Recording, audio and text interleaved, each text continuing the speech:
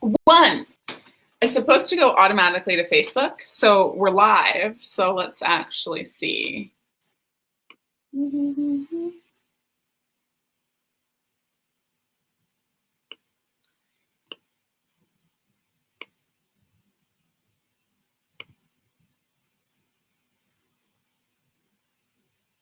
Okay, I think I'm live. And I'm going to show you in, I think I'm live. Okie dokie. So I'm going to show you in stream in the Facebook, and then we'll get started. And we should be good to go. Let's see. I'm just going to wait one moment. I don't hear you. You don't hear me? No. Can you hear me? I can hear you, but I'm just looking at the iPad. Yeah. I don't hear any volume coming out of the iPad. Just checking. No, it's honestly so good. It's so good, especially because of what I wanted to talk about in regards to like learning how to handle when things don't go well. I mean, if you hear it on your phone there, it's probably fine.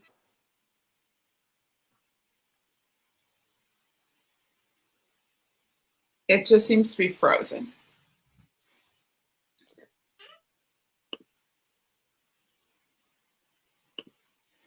I think. Okay. Well, now I can see you. Has that shown up on your?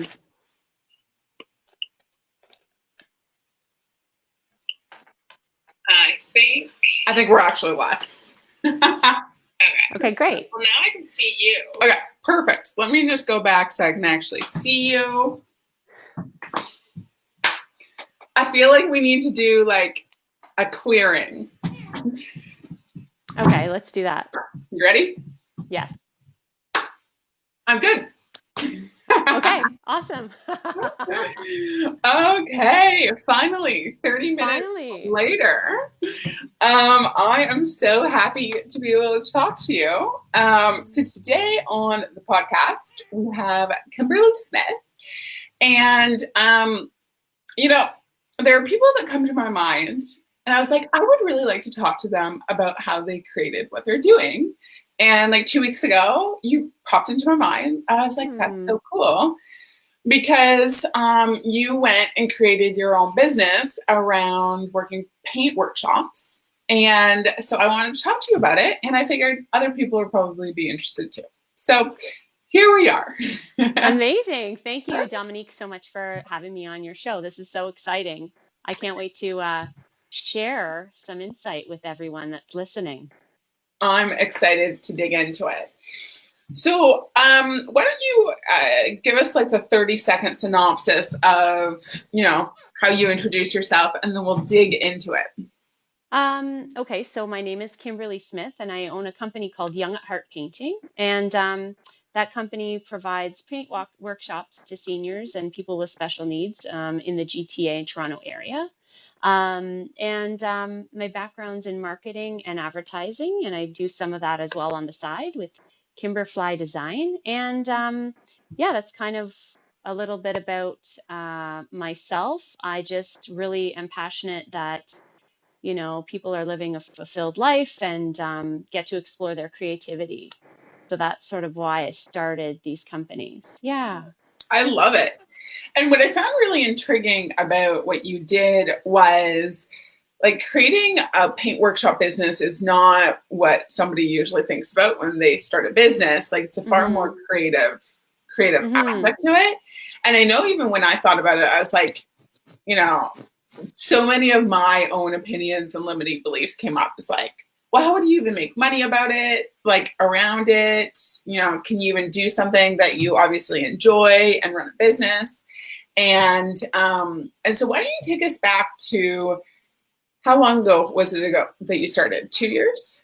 Yeah, it's been 2 years. January will have been 2 years, so just over 2 years that I started the company. And it's interesting when people ask me that, like, how did it start? Like, based on, you know, like why seniors? And I guess a little bit of background about that is that, I was working in a long-term care home for about 9 years, and I was a marketing manager, and I was also a recreation manager, so planning all the activities for the seniors. And what I really noticed was I just really noticed what was missing for these seniors. And I thought, what would it be like if we put some new innovative programming in these retirement homes and long-term care homes? And I had to really look at, what really wasn't working in the industry based on my experience, and then try to see if that was something we could put in. Yeah. That's amazing. So did you start doing them when you were still working at the long-term home facility? No, it was actually, I had left working in long-term care and I went into real estate marketing as an account executive for a few years. And, I realized that really my passion was really working with people and kind of like helping others, and I missed it. And so I actually took some time off to explore really what I wanted to do because I wasn't super excited about the industry. So I have a friend, Natalie Palladini, who works up at Amica up in Barrie, and I said, I was thinking about putting together a paint workshop for these seniors, and I was wanting to know, can I try it out at your home? And about, half after the class, I just asked the, participants and the seniors and her, what was your feedback and what did you think about it? And I'd never taught painting before, and Really? it was never, never. I don't have a background in like, teaching or anything like that. And I never went to school for entrepreneurship. And I thought, let me just try this. It was really out of my comfort zone. And she said, like, this is awesome. She's like, we need to do this every other week. And I was like, what? Every other week? Was just something I wanted to do for fun, just to try it out. And I'd had this idea for since about 2007 that I wanted to do something with the seniors, like some kind of project out there in the community. And I said, you know what? If she likes it, I wonder if I reach out to all my old contacts in the industry, if they would like to have the program as well. And that's sort of how it kind of got rolling. Yeah. Okay, wait, I actually legitimately have so many questions. So like as soon as you said like I had never painted before. Like I'd So never taught painting before. thank you. Yes, yes, yes, yes. Like I painted a little bit, I've always been very artistic since I was like 2 years old. My dad's also very artistic. So I was always kind of like interested in the arts, and my background's in graphic arts and advertising. So, we did, take on life drawing, and we took on color theory and all of that. But what I think, and illustration. But then as I worked in the industry, I kind of stopped using those creative skills, and I might paint here and there, but never had I ever painted or taught painting and painted so much now. So yeah. Okay, so I know most people would be like, okay, well, I probably should go like figure out how to teach people. Like walk me through the thought process of I'm just gonna do this paint workshop. Like what Yeah. kind of just like So allowed you to just go do this paint workshop? Yeah, so really, I had to really look at, who my audience is, and really create a workshop that would be simplified for them, because it's really walking them through painting a picture from beginning to end. And I really had to look at like, okay, who am I working with? Like your target audience, and who am I working with is the seniors, and they're, you know, trying to find a space for them to just let their creativity out. I mean, these seniors are in homes that, sometimes they just don't have the space or the opportunity to be creative, or maybe they hadn't painted in many, many years. So I had to just find something that was simple and easy for them to understand. And then what I did is I put a bunch of people together at the table, and I created a painting, and I printed out copies of the painting so that each senior kind of had a reference of what we were doing, because as you know, they're older and their eyesight Okay. goes. And so, there's this something they could look at, as well as then I would demonstrate on the board kind of walking them through step by step, starting with like the background and then adding the elements to the painting until we were complete. And a big part of that was just, asking them what their experience was like. And, as they share, just really, making sure that they were really heard, that what their experience was, but also looking at, is this something that's working? And I would ask them like, what did you like about it? What was your favorite part? Or what was your favorite painting you've done so far, to really get some insight on whether or not this is something that could continue to work. Wow. I love that. Okay. So you did your first paint workshop. Yes. And then you're like, maybe I should reach out to some of my other contacts and see if this would be something that could work. And what was your thought process at the time? Was it like, I'll just do it as a hobby? I'll kind of do it for fun. What were you thinking? I was thinking I should probably go on Dragon's Den and just blow this up and get this into every single home across Ontario and Canada. That was really my initial thought. Like, I knew. Wait, hold on. Just because. So that legitimately was your thought. Yeah, like I knew it was going to work, and I knew that there was a need. Like I knew, because I knew the industry so well, that I knew that, like, I'd worked even in retirement years ago, and my mom was a nurse, so I knew the industry. Like I knew that if we put something new and innovative in these homes, it's going to be successful. And I had to look at, there's not a lot of funding. Well, there's some funding, but there's not a lot of financial resources in the homes. So you have to make it affordable, and they only have so much attention span. So how do you keep it, like, or not so much attention span, but how do you keep the program exciting each time? So I had to like look at all those things, as well as, is this something that is going to like, what's the benefit for the staff working there? Like now the staff are, watching this program happening, and they're excited that, these residents are going back to their room with their painting. And now these staff members are giving them praise and comments, and the residents are feeling proud. So it's like kind of like a win-win for everybody. And then as the homes themselves is working in a place of like a marketing type role, to have people coming in and touring these homes and having this program go on, could really be a feature program for those homes, that those, the executive directors and administrators are like, wow, this is really great. Let's bring our tours in when we have this program going and show them something really unique and different that our seniors are doing that sets them above the rest. So that's when I knew it was really something it was really going to work. I knew what was missing and what I had to put in to make it work out in the community. Yeah. Yeah. Wow. Okay. So then what did you do? So then after I led the first class, I created a list of contacts that I had, and I just really got out there and started to share with the community what a difference it made for them.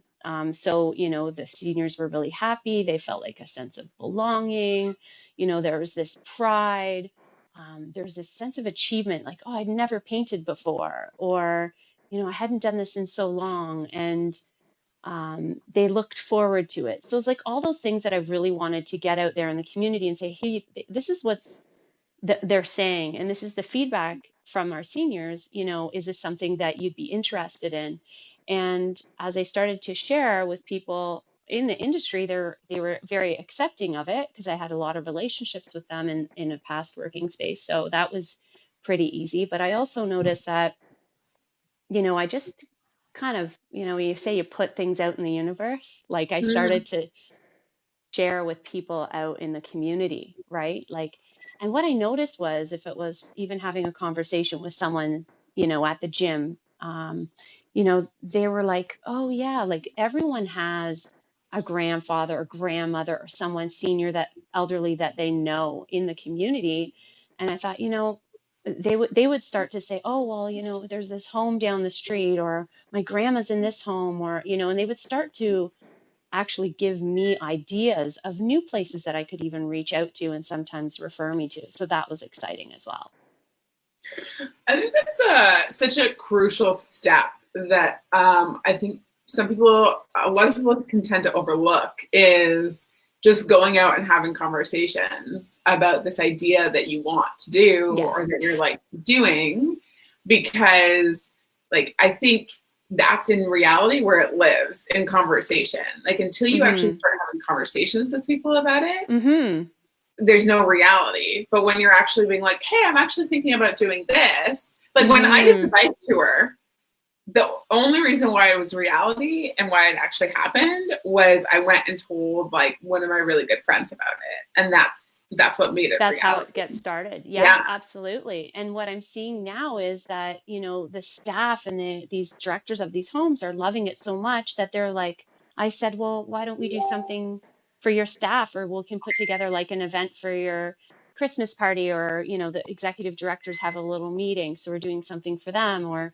and then I said, like there's kind of two real passions that I have, and one of them is really that like nobody's ever feeling alone or isolated, that they feel like they belong to something. And that really resonated me with my purpose on why I was so fulfilled with these seniors.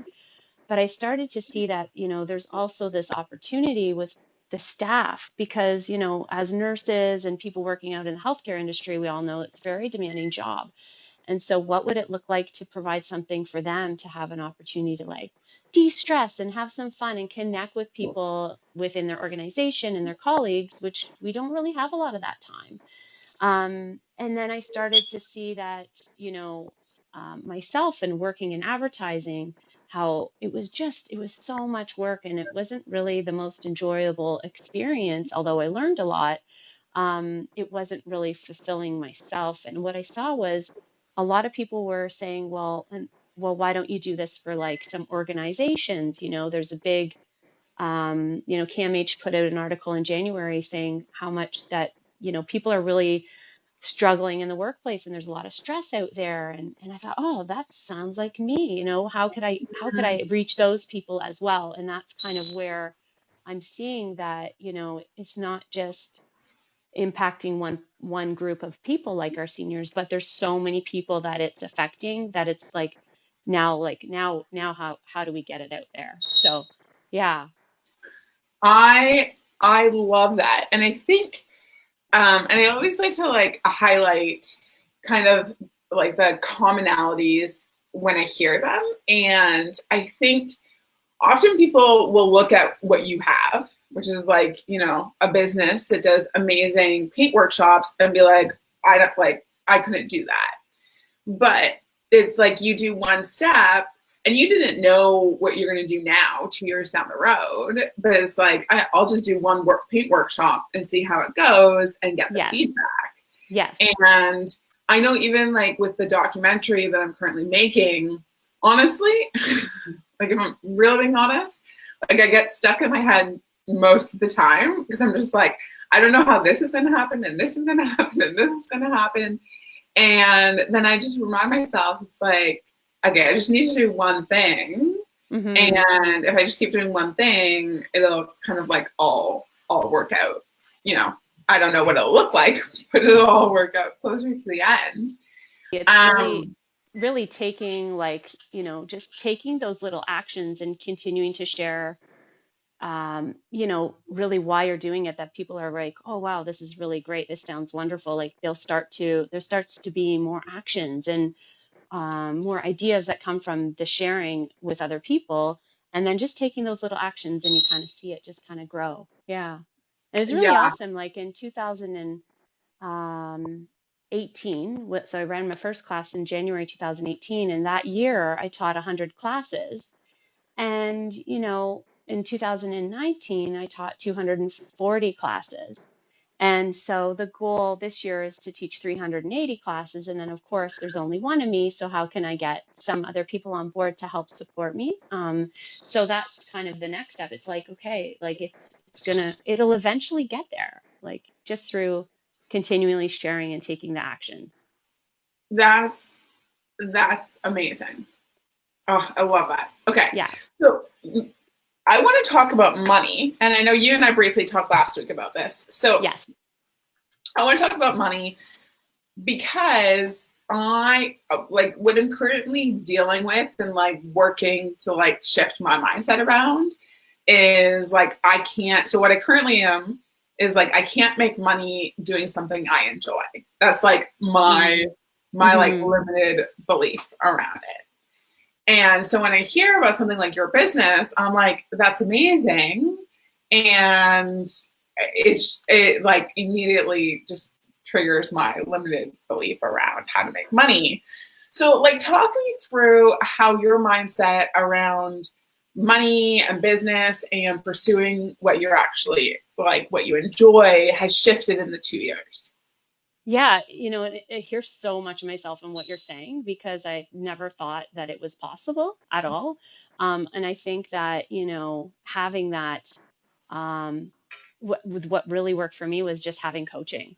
Like I had someone in business, someone in my personal development courses, I had friends, so when I get stopped, they would always say like, hey, you can do this, like keep going. And whether it was family or even the people that I was teaching, those seniors, like they're like, they may not be here tomorrow, and it's like if I don't get out there and make a difference with them, they may not have an opportunity to experience this. So that was like my driving force to keep moving.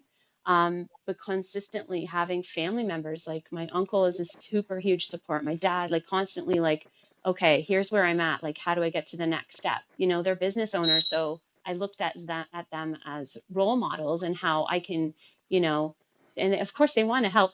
People want to help, right? So it's like, Mm, okay, how did you get there, and what can I do? And I had just meetings and conversations, but really when I got stopped was just being able to pick up the phone and say, hey, I'm stopped, like where do I go from here, and can I do this? And when I look at my limiting beliefs around money, I had it that money was like, I would only make so much per month. And it was like, kind of like, I got to work hard and it's a struggle and I don't know if I can do this. And over the past 2 years, I've really seen that money is something that is so available and there's so much of it. And there's people out there that just want to help and they may want to contribute to whatever you're working on. Like they have the money to do so.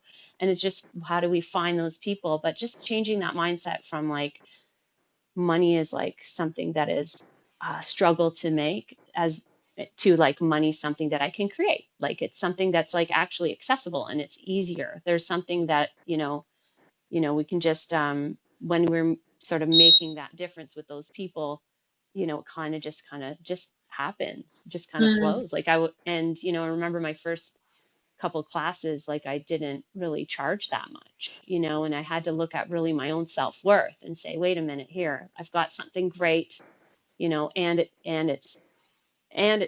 they love it. And I had to be mindful of the industry, of course, to make sure that it was priced, the fees were according to what they could afford, but also looking at like, wait a minute, like I'm doing something really great here and I'm worth it. Like, let me see how, my self-worth transitions into, my rates and stuff as well. So that really was something that I had learned over the past 2 years, for sure. oh, Yeah. I love that you talked about like your worth and value Hmm. because I really like I think that's like one of the main reasons why number one people don't go after what they want is Hmm. because they don't think they have value to add or offer. And Hmm. then specifically in business is like people don't charge what they should be charging to make Hmm. it like financially sustainable because they also don't think they have the value to offer. So Yes. like do you have an example that sticks out in your mind that kind of was a belief block that was like, oh, people will pay me money. I can make like a living at this. Is there like a time something happened and you're like, oh, like this could actually work out? I think what made it really almost easier for me is that I knew like if we had a program that really worked in those seniors' homes, that they'd want it again. And as a programs manager, I really saw that that would be something that would be feasible. It's like, okay, once they book the one class, they'll probably want us back again because it's just Mm, something so unique and different. So I knew that if I start with one home and then that one home books me again each month, now I'm just building on top of it, building on top of it. Um, and that's how it really grew really quickly. And I think that, I think as far as just, yeah, just having the resources to continue to keep going and pushing through, like having those people to help me, focus and stay focused so that I continue to, you know, have those conversations where someone might say, hey, listen, like, did you know that you should be charging for this? And I'm like, oh, I should. Oh, it's like, no, it's for my seniors, And then I thought, oh no, wait a minute. And they have budgets for these things. So I thought, okay, let me see how I can like elevate it a little bit and raise my game. So, um, yeah, I think that's pretty much about that. Like I really saw that I had to look into the, the program, the classes that I was providing were really they were really worth it. So just making sure that I had the right people behind me to just keep telling me that, you're good enough, you can do this, and like here's some ideas. Like I don't have a background in business and I never went to school for entrepreneurship, and I'm very open about that because I want people to be inspired to know that like you can still do it even if you don't have all of that. Like, and it's like just focus on it and have the people around you to support you and you can make it happen. So that's kind of how I did that. Yeah. Oh, I love that. Yeah. I Yeah. Thank you. like that's so well summarized for like really going after and creating what you want. So what would you say is Hmm. like the next thing in the business that you're taking on in your belief around the business and any challenges in the business? Like what are you currently dealing with in your business there? Yeah. So currently I'm taking on, having people help support the program. So my goal is to move into corporate world as well because I see there's such an initiative through CAMH and their article that came out um, about how people are really stressed at work, and I think that that is really resonates with me, as well as finding people and artists that are able to support the seniors in the homes and taking on and expanding myself by hiring, giving opportunities to artists to come in and teach the classes. Yeah. Oh yeah. Like it's so funny. Yeah. My brain's like already being like, oh yeah, you could do this in your business and this. And there's like, Yeah. it's so funny because I didn't think about how what an opportunity it is. But in business, oh yeah. Oh yeah. This is so exciting. Yeah. It's super Um, exciting. okay, so if somebody were to come to you and say, Kimberly, I have this idea, but I don't know if it's going to work out. What's the thing that you often tell people when they ask you about going and starting or creating those things that they want to do? Yeah. I think it's really just, what comes to my mind is that like anything is possible. And sometimes we, have our self doubts and our limiting beliefs or our negative self talk. And it's really like,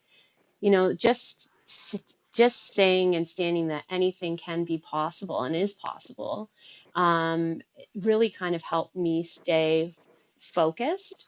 Um, that was pretty much what I kept telling myself for sure. It was like, okay, anything's possible. You can do this, right? And it wasn't always so positive. So just again, having the people around me to keep me focused and moving forward. I love it. And Yeah. I really like the fact that you highlighted that, like, some of the time it's not really positive because I think that's Hmm. why it's so crucial to have like a community or a group of people that you can call or message when you're like, yo, it's not working. Like, Yeah. Yeah. it's not it's like you just have a meltdown. Like, it's never gonna work. I'm Yeah. telling you, it's just never Giving gonna up, work. forget it. Yeah. Yeah, that's for sure. And yeah, it's really having the people there and, just working and looking at myself to, keep myself in that positive mindset. So, I hired a language coach who was really train me to look at, using language in a positive way, using positive words and removing words like can't and won't and shouldn't, and using words like can and will and am, like I am able to do these things, really helped me stay in a positive mindset. And I think that, when we talk about language, it's just like so how are you, presenting yourself out there that people are, inspired because you want to be putting yourself in a positive light so people are interested to work with you. You know, you don't carry all the negative stuff with you that people are like, oh yeah, like I really like working with this person, you know? So I think bringing that positive energy really made a difference as well. And then just standing inside, like anything can be possible. Yeah. I love it. Oh, that's so good. Okay. Anything else you wanted to say before we wrap up?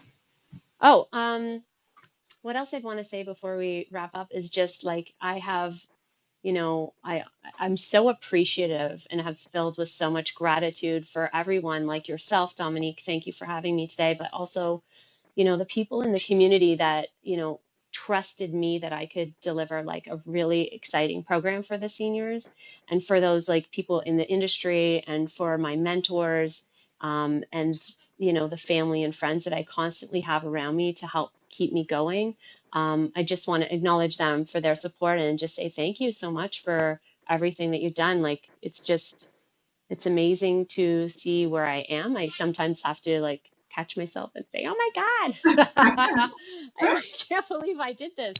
But just, you know, really a lot of appreciation and thank you to everyone in the community for your ongoing support and love for sure. Yeah.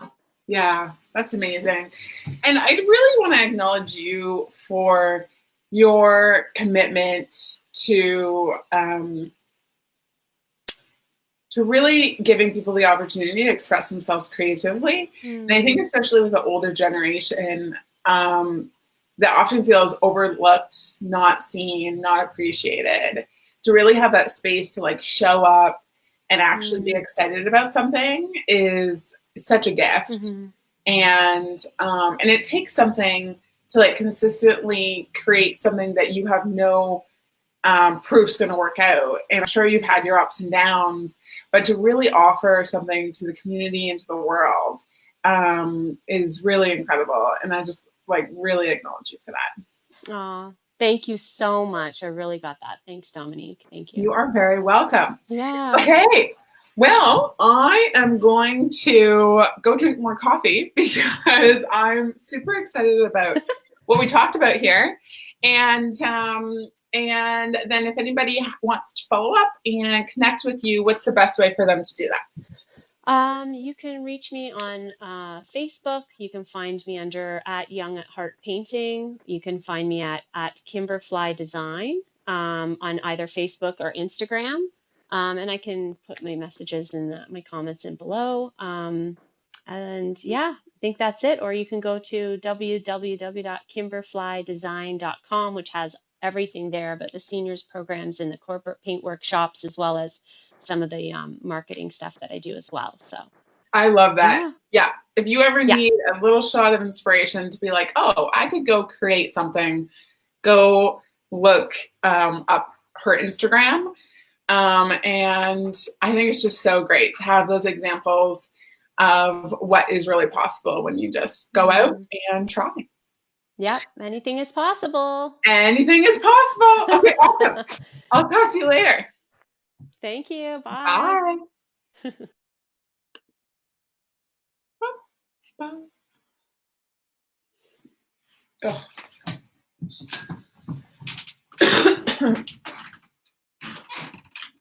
I need a charger. Charger. Oh.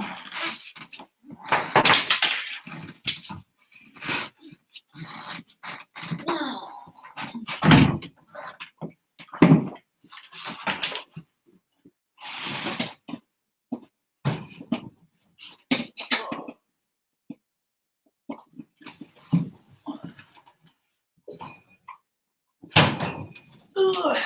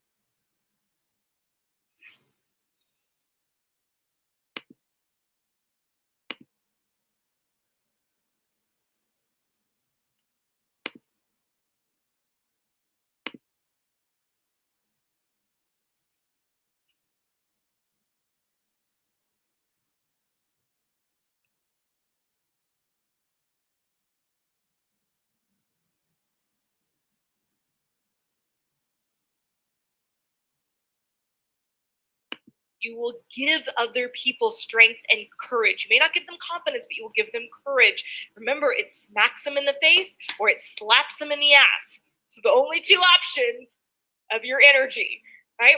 So they go from being uncertain to contact with you and your consult or your Facebook post or your email that they read. And all of a sudden, they're like, this is an amazing product.